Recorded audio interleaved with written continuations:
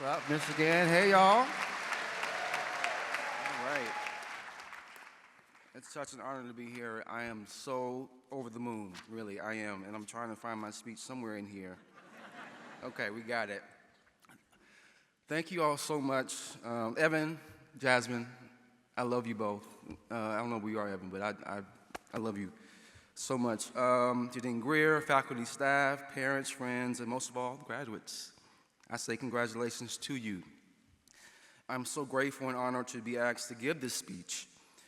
I realize that I am the only thing standing in the way of you finally receiving your degrees, so I will be brief.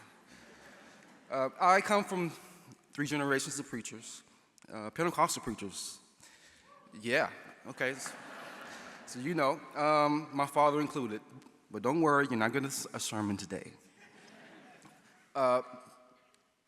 However, Dad, I know he's watching, this is not my trial sermon, so just relax.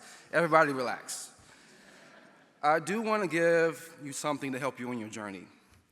You know, there's a scripture in the Bible, found in the book of Hebrews, that says we are surrounded by such a great cloud of witnesses. In my family, I have generations of servicemen, clergymen, and clergywomen who served their community.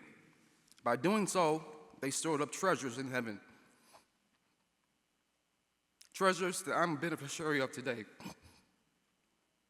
So as Maya Angelou said, I come as one, but stand for 10,000.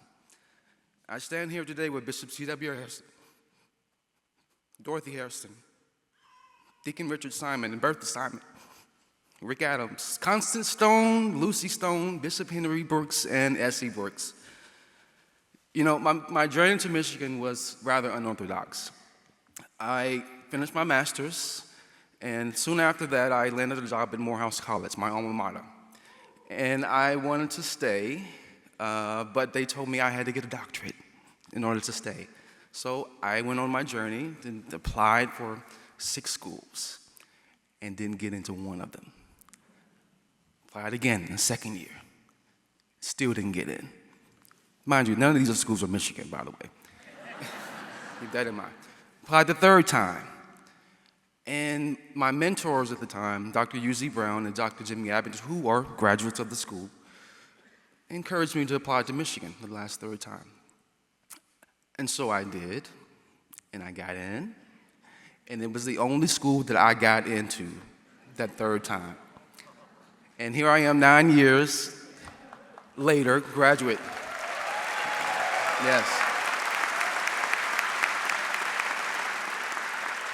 Well, let me tell you, when I first got to Ann Arbor, I was super excited to start this new chapter, but I was also afraid, if I'm being honest. You see, it was my first time away from my home in Atlanta, and it was a huge cultural shock for me, often being the only black person in the room.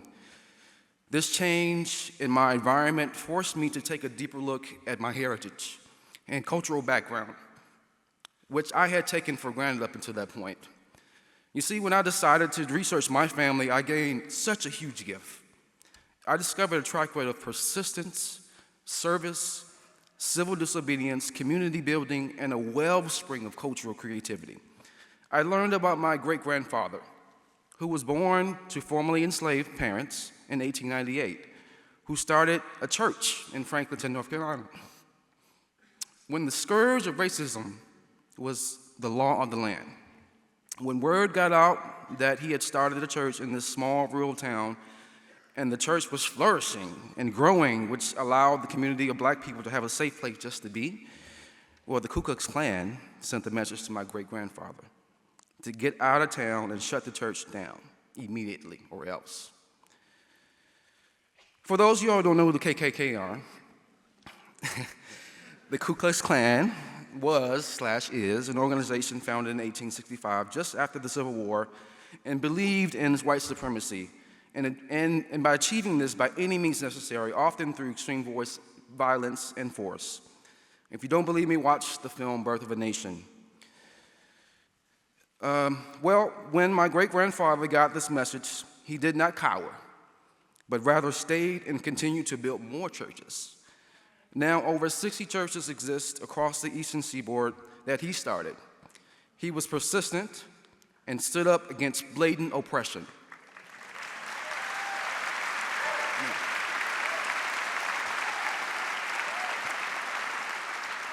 I believe that he was building something that would outlast him.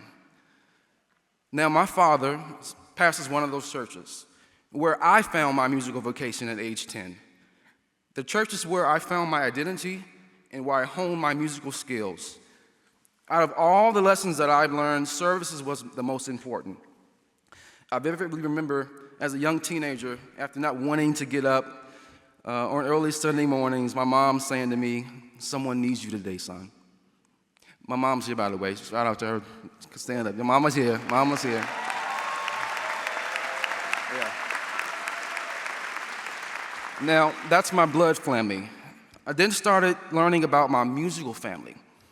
William Grant Still, who was the first black man to conduct a major orchestra and composer in 1932, or Florence Price, who was the first black woman to have her music performed by a major orchestra, the Chicago Symphony, or Margaret Bonds, Undine Smith Moore, William Dawson, Hazel Scott, Scott Joplin, Duke Ellington. All these artists were using spirituals, blues, jazz, and musical resource as a musical resource in their musical compositions. These were examples of artists facing extreme opposition, but still reflecting justice and culture through their art. This was so inspiring to me.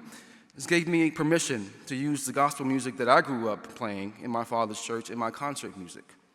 I have to pause to say thank you to my teachers, Evan Chambers and Michael Doherty, who supported me and even challenged me on this artistic journey. This model of excellence also encouraged me to use my music unapologetically for political change. The great Nina Simone said, when asked, "What is the goal of an artist?" She responded, "The goal of any artist is to reflect the times in which they live." So, I have some questions for you.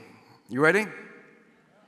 You can't pick up your phone and ask ChatGPT, okay? These are your questions here.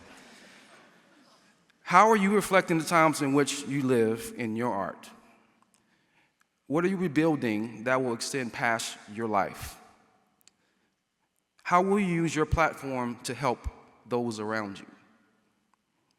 You see, I believe these are important questions to answer if you haven't already, because guess what? This degree is not about you. Come on, don't tighten up on me. You hear me? It's not about you. I'm sorry. Yes, it's a reflection of your hard work and your understanding of knowledge that you've attained, but make no mistake, you came to Michigan because you believed in an artistic legacy that has been passed down, and somehow you believed that this heritage will be passed down to you. All of us here have a story about how we may have heard or experienced some great artists and felt the unction to do what they did, whether it was Alvin Ailey or Martha Graham or Jennifer Holliday or Fred Astaire, Leontine Price or Yo-Yo Ma. You see, deep down, I believe you wanted to build a legacy because you were inspired by that artist, who I'm sure had their own inspirations. Michael Jackson said, "If you want to be great, you have to study the greats." Great movie, by the way. You should go see it. Think of this. Every generation has outperformed their parents since 1910. You have an obligation to do better than your parents did. Sorry, parents. But just think of how much those who have come before you have sacrificed. You have more information, more resources, more knowledge than the generation before. So you must use these tools and gifts to not only help yourself, but to help the next generation.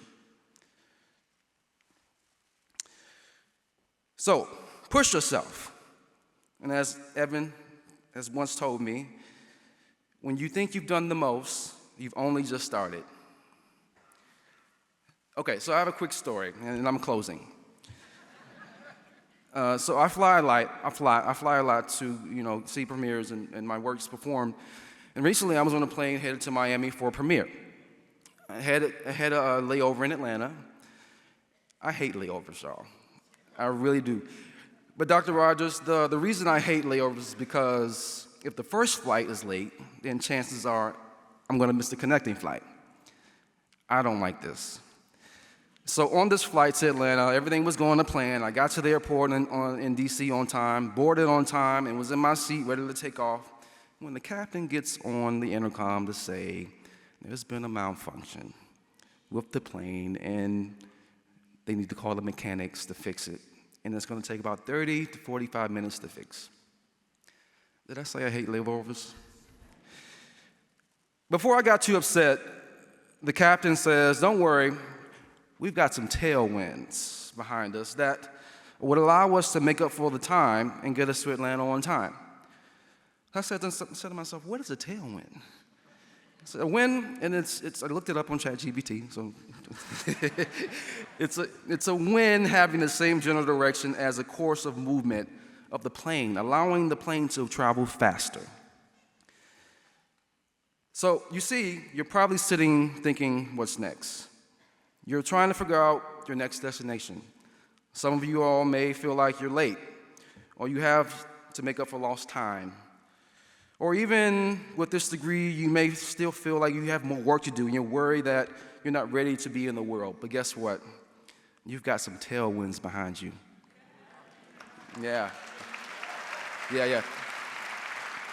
You've got some ancestors pushing. You've got some family encouraging. You've got friends saying you got this. You've got a great cloud of witnesses pushing you to get to your destination. Now, I know this world is crazy right now, but I promise you, if you ground yourself in your legacy, you will have what you need to change your pocket of the world. In the words of Toni Morrison, now is the time for the artists to get to work. You will experience joy and pain, sunshine and rain. Somebody over there knows some Frankie Beverly and Mays. You experience racism, sexism, misogyny, but turn to your neighbor and say, you got this. Oh, come on, turn to your other neighbor and say, you got this. All right, now put your hand on your chest and say, I got this. I didn't hear it louder. I got this. One more time, I got this. All right. If you look close enough, you will find that you have a legacy of fighting ancestors using their art for justice. You'll find a history of artists showing the world who they are and how they have been through. So you'll find a track record of artists standing up for the powers that be with their work. You got some help. Since we are surrounded with such a great cloud of witnesses, let us lay aside every weight that so easily beset us, and let us run with patience the race that is set before us. Thank you and congratulations. Thank you.